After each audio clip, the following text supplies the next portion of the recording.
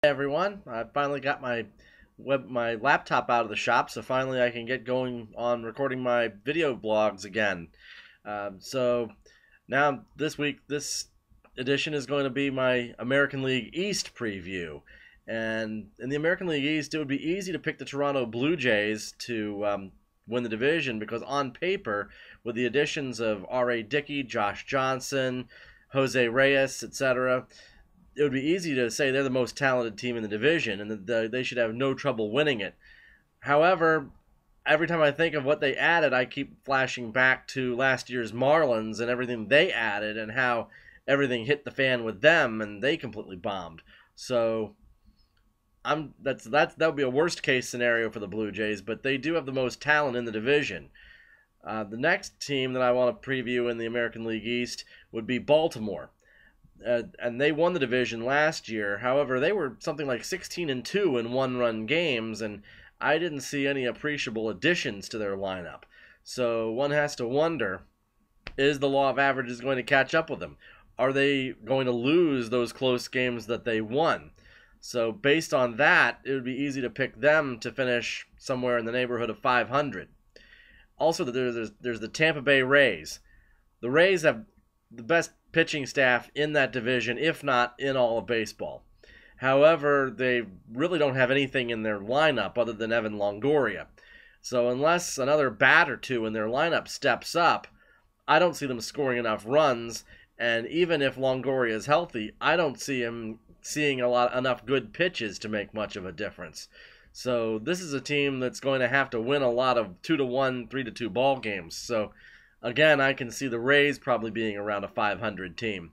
But if they get hot, they could also make a run at 90-95 wins and possibly the postseason. Or if their pitching struggles, they could sink down to the bottom. And then there's the Yankees and the Red Sox. And the Yankees and Red Sox are the two biggest payrolls in the division, and for many years have always been right at the top of the division. But of course, we all know what happened to Boston last year. They completely stunk up the joint.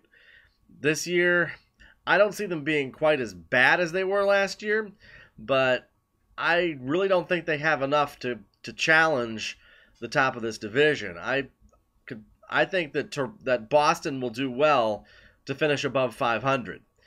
And then the Yankees. Now this is an old ball club. There's just no other way of putting it. And you got Teixeira hurt. You got Granderson hurt. They're both going to miss the first month of the season. A-Rod will be out until at least the All-Star break, and who knows if he's not done for good.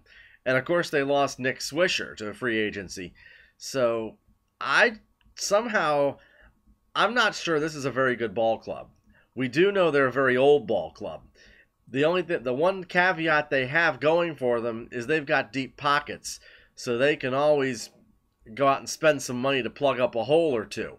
But the problem is they've depleted their farm system so much that they really don't have any prospects to plug in where any holes that they might have.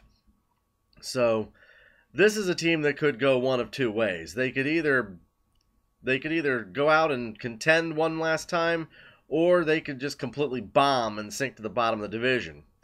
So the way I see it, the American League East is a division where, honestly, any team could finish first, any team could finish last.